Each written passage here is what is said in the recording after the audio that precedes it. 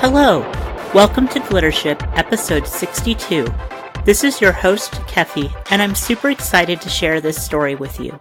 Today we have a Glittership original, Stories My Body Can Tell by Alina Sichevaya, and a poem, Daddy Death by Gianna Jorgensen. This episode is part of the newest Glittership issue that is now available. The spring 2018 issue of Glittership is available for purchase at glittership.com/buy and on Kindle, Nook, and Kobo. If you're a Patreon supporter, you should have access to the new issue waiting for you when you log in. The new issue is only $2.99, and all of our back issues are now $1.49. Glittership is also part of the Audible trial program. This means that just by listening to Glittership, you are eligible for a free 30-day membership on Audible and a free audiobook to keep. If you're looking for an excellent book to listen to, check out Hild by Nicola Griffith, which is a historical fantasy about the youth of Saint Hilda in 7th century Britain. The book is full of lush, historical descriptions and the sometimes brutal life of a young woman with extraordinary gifts. To download Hild for free today, go to www.audibletrial.com/glittership or choose another book if you're in the mood for something else. Gianna Jorgensen is a folklorist, writer, dance and sex educator. Her poetry has appeared at Strange Horizons, Liminality, Stone Telling, Enchanted Conversation, and Mirror Dance.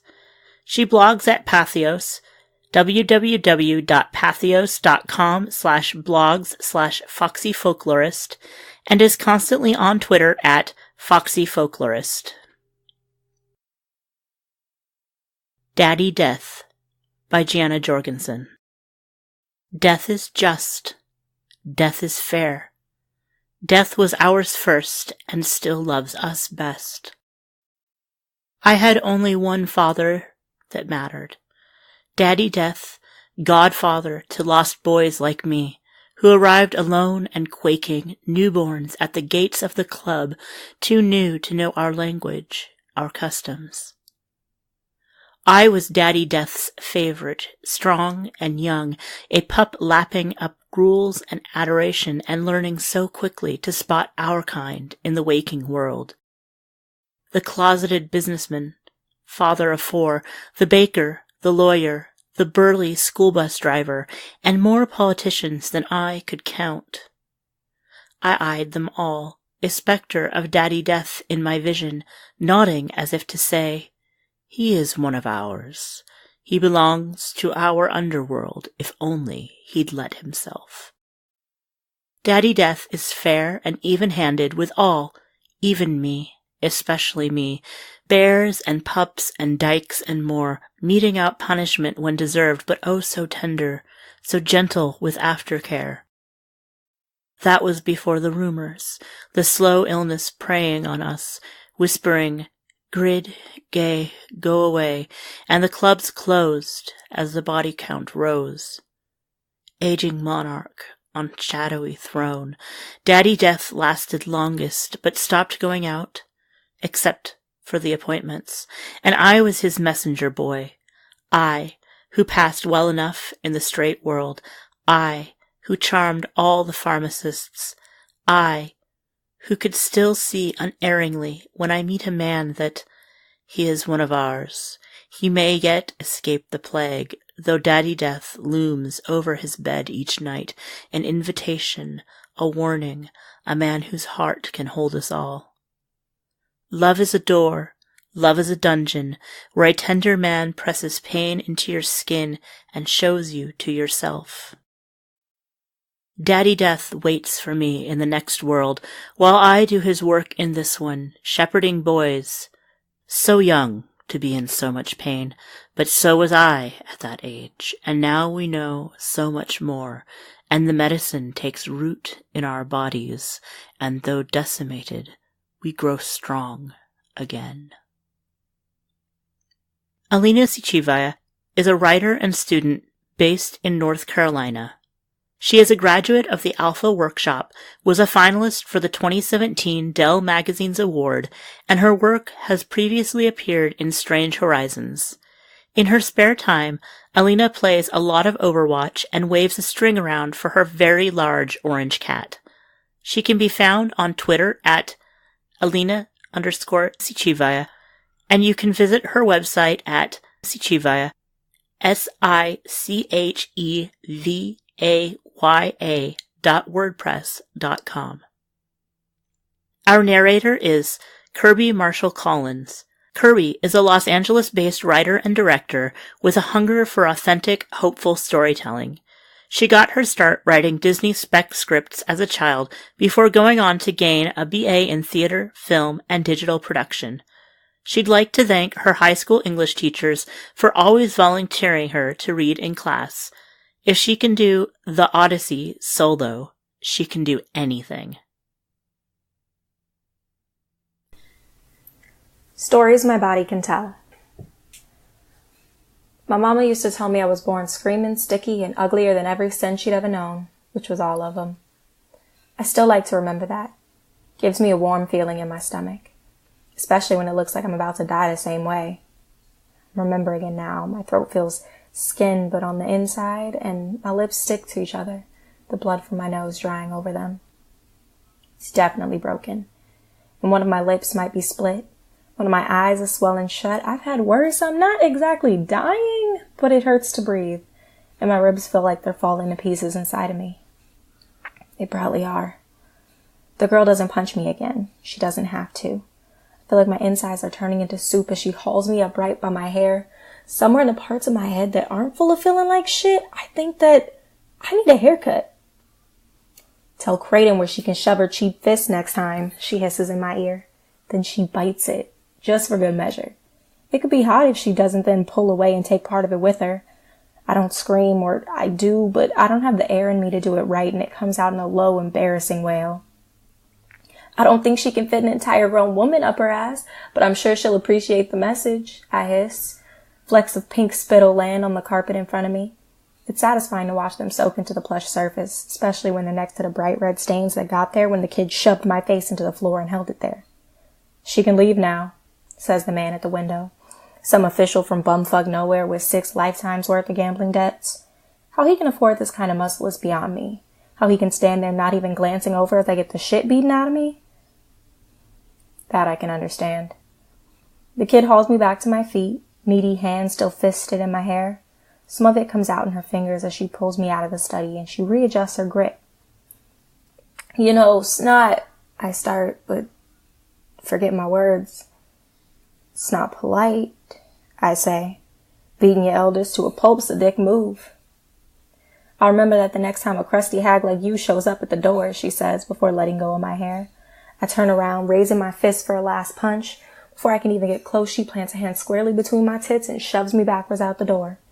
I skip all 3 of the steps leading down the street and land on my ass hard. I get up. I rub at the ache in my ass bone. That makes it worse, so I stop. I want to fall down again on something else. Maybe something that doesn't already hurt. But I walk. If I don't tell Creighton that she's not getting her money back anytime soon, I never will. And that'll end badly for me. Even worse than it's already turning out. All the way to Creighton's building, the skin on my back aches. The same way it always does when I miss the woman who used to drag her nails down the name burned into it and curl up against me after. It's a nagging, touch-hungry kind of ache. The kind that wants comforting. I do my best to ignore it. My best is pretty shit. Creighton runs a hand over her stubbly scalp, scowling down at me like I'm a stray dog she can't afford to feed. Give me one good reason to keep you, Johnson. I don't have one. I can't tell if that's because there isn't one or because my head has stopped working. Well? I shrug. I have to think for a minute or two. Can I get back to you after I get my face fixed? Creighton laughs. The stamps burned into her face, scars from her own extremely brief career as a fist for hire, wrinkle with it. Honey, if you want your face fixed, you gotta go back to whenever it was you were young and decide to do something else with your life. Oh, it didn't go well, I say, breathing in that shallow way I know helps get air past my ribs. I shift from foot to foot in the alley. Her doorway opens onto the hidden refuse of the city piled up in stinking heaps of wasted food and waste itself against the walls of buildings. I wonder if I'm more like the wasted food or the waste. That's not what I asked you for. One reason, Jansa. I don't know right now, I say, letting myself sag against the frame. I'll do better next time. Creighton sucks at the insides of her lips, drags her teeth over the top and bottom ones in succession. Jansa, there's not gonna be a next time. What you mean?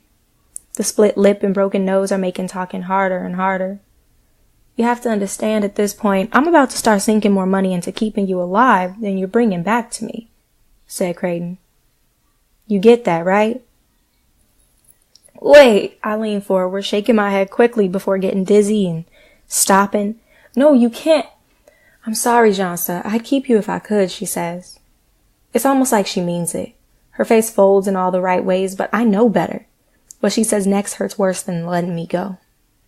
It's just business, she says. You'll still be a friend. My breath comes faster, the spaces between my ribs filling with the ache of panic to complete all of me. You can't, I say, forcing the consonant out as good as I can. I got nowhere else to work, nobody else. I try to breathe enough to keep talking. Takes me a good few moments. You're the only one hiring at my age, I say. I'm only 50, please. That's the problem, says Creighton. And she's already closing the door. You're 50, Jansa. You can't do this forever. The fact that you made it this long is impressive. Wait, I say. And it sounds like I'm yelling from really far away. Let me try again. The door clicks closed. The little sound it makes is louder than anything I can produce in response. Fuck. But everything hurts, and the marriage burned across my back hurts the most. Maybe because there's nothing like getting your ass handed to you by someone at least 2 decades younger than you and losing your job for it to make you want pity from someone who's been done with you for years. Even my bones hurt, the whole ones, with the shame of it. This is what I do. And besides, it's not right losing to someone when you got 30 years of experience on them. I shouldn't go, but focusing on where my feet take me and on staying conscious is too much work. So I choose consciousness. I let my legs follow a familiar path of back alleys to a home that isn't mine anymore. It's a little unfair of me, but I never claimed to be a good person. And besides, we're both used to it by now. Avna's a better person than I am. She has to let me in if I'm hurt, and she does, though her graceful dark face is pinched with disapproval. My insides do the same warm thing they did when I met her, even though she's not smiling this time. There's nobody following you, is there? She asks, as she pulls me through the door and settles me, oozing, fleshy lump that I am, into a chair at a kitchen table. The faint light of her fire is more than I could see by outside. I don't know how long it's been since the last time, but there's definitely more gray in her hair. What a pair of old crones we are. Well, Jansa, is there? She disappears behind me, and I can hear her pouring water. Takes me a moment to find my tongue. Nah, I say. My mouth feels thick, the words distant. Creighton don't need me anymore. She paid you like shit, says Avna. And I almost smile, but my sticky mouth protests. Then I remember she's not paying me at all anymore, and I don't want to smile after that. Thought you didn't care what I was making, I say. This is old talk, warm talk. My insides do the thing again. Arms up. I obey as much as I can, and she pulls my shirt and wraps off. The weight of my tits falling free makes my ribs hurt, and I breathe in sharp and fast before I can remember not to. My middle is a bruising, swelling, scarred wreck. The only good stories my body has to tell are in the marks she's left on me. The rounded twists of her name letters burned into my back by the priest at our wedding 2 decades ago, and in the stamps she sears into me every time I come crawling back to her for fixing up. I do care what you make, says Avna, stiff, dabbing at my face with a warm, wet cloth. Comes away red when she stops to rinse it off, especially when you come back thinner than when you left. I've got nothing to say to that, so I don't answer. But after she puts the cloth down in the bowl of bloody water, she goes for my nose and I flinch away. Don't be a child. She waves her hand for me to come closer, and I force myself to lean forward. I can't repair without setting it first. When she does push the bone back where it belongs, I let out a groan that squeezes my ribs. I'm too proud to scream. She keeps me talking, just about random bullshit. She finds the right stamp and pulls it from the fireplace. It doesn't hurt, even though the metal's glowing bright orange when she presses it to a convenient clear spot on my cheek. My nose has been broken enough times that it's hard to find good places on my face to stamp fixes onto, but she always manages to get to one. Stamp healing always leaves me feeling softer, warmer. I don't understand how it works, but all I need to know is that after the little circle with the right character inside gets burned into me, I start feeling like life's way easier than it really is. Names are different. They hurt going on and feel all kinds of ways after. She goes to work on my ribs next, and my split lip. My ears she can't do much about. I can't grow your flesh back, she says, but the rest she patches up until I moor 'em all over. It's like sleep, but better. She lets me just sit there like that for a while, come off that flood of calm, nice and slow, and when my eyelids are light enough to lift, she asks, "What went wrong this time?" I whisper it first, then say it louder when she asks me again. I got beat by some kid bodyguard over money someone owed Creighton. My body doesn't hurt anymore, but I still have to look at the ceiling to keep my eyes dry. She thought I was too expensive to keep fixing and paying. Not useful anymore, not the way you are, I whisper. Can barely hear myself say it.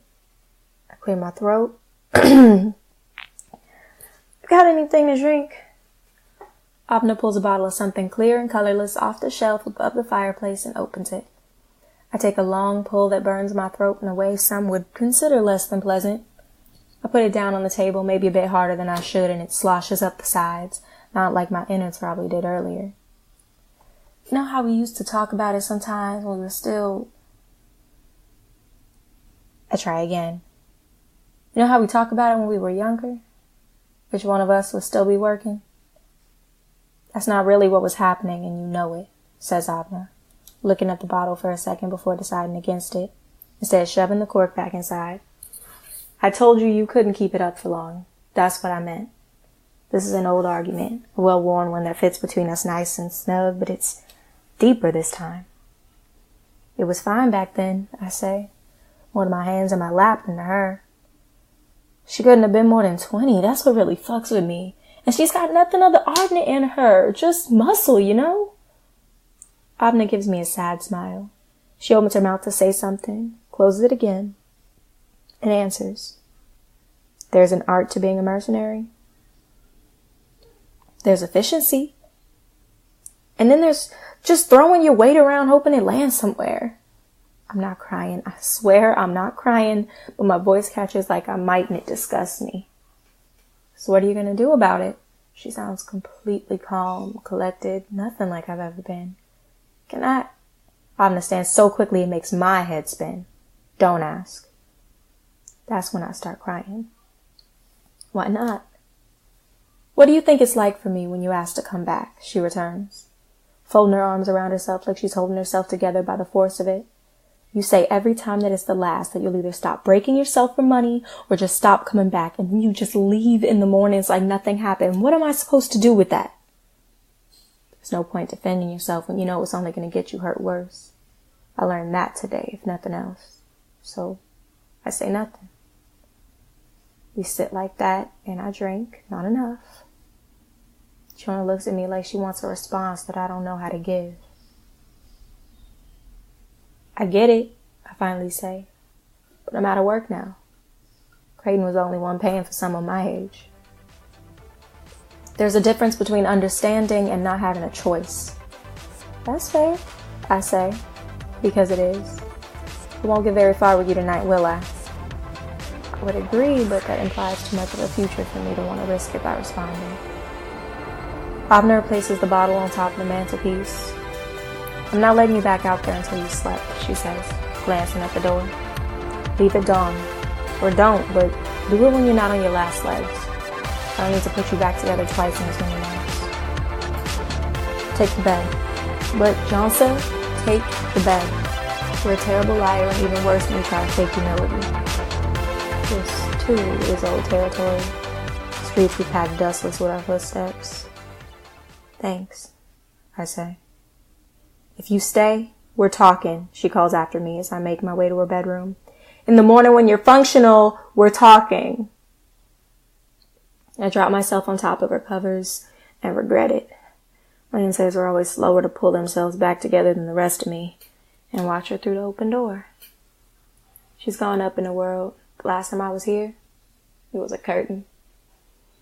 Outside, things creak and slosh and rustle as she gets rid of the evidence that I was ever any less than whole. I just lie on my side and blink. She moves sometimes into the narrow field of vision afforded me by the door. She lets her hair down. The gray makes it even more beautiful, I decide. It means she's been around long enough to get it in the first place. Avna? I ask. But it doesn't feel like a question. You know what? My jaw feels heavier the more I try to talk, the comfortable exhaustion of the freshly stamped. What? She returns, tone neutral in that careful way of hers that she uses when she doesn't want to take any more of my shit. The light of the fire dims, is squeezed out to a sliver as she closes the curtain most of the way. All that's left is the faint light cast by the better parts of town. But that's far away too, so the room looks like dusk. I keep myself awake with little pinches to the back of my thigh where she won't see. I never managed to stay awake this long, and I want this time to be different. I never got you burned off of me, I say. It slurs out of me. I let it. Avna pauses. Something rustles and a dim outline moves like she's pulling her clothes off. I know, she says. Seen you shirtless more times than I can count. She doesn't face me when she lays down on the spare folding cot set up against the wall. There's something on her back. Something whole and beautiful and not quite discernible in the barely light of her skin. I pinch myself again. I want to see it right before I can sleep it out of my memory. It's the curves of my name letters, less intricate than hers, but still dark. The scar still raised against her skin, uninterrupted by the char of removal. When the light works its way through my eyes, she's not there. She's already awake from the sound and smell of it. Cooking's always been good. And the scent of it, my stomach pulls me upright and commands my legs to swing over the side of the bed. The memory of last night almost forces me back down for a moment before deciding that out the window would be better. And I have the shutters open before I can even think about it. I pull my hand back. Names hurt going on and feel all kinds of way after. But in the few seconds after the rod leaves your skin, it's better than anything. Even the soft wholeness you get after your insides have been stamped back together by someone who knows what they're doing. That's what makes me go to the door instead and open it. Good morning, I say. Avna looks over her shoulder, her hair catching the light. Her smile is small, but it's there. I want to keep it there forever. Daddy Death is copyright Gianna Jorgensen 2018. Stories My Body Can Tell is copyright Alina Sichevaya 2018. This recording is a Creative Commons Attribution Non-Commercial No Derivatives license, which means you can share it with anyone you'd like, but please don't change or sell it. Our theme is Aurora Borealis by Bird Creek, available through the Google Audio Library. You can support Glittership by checking out our Patreon at patreon.com/Kefi, subscribing to our feed, or by leaving reviews on iTunes. You can also support us by picking up a free audiobook by going to www.audibletrial.com/glittership or buying your own copy of the spring 2018 issue at glittership.com/buy. Thanks for listening, and we'll be back soon with a reprint of Grave Digging by Sarah Goldman.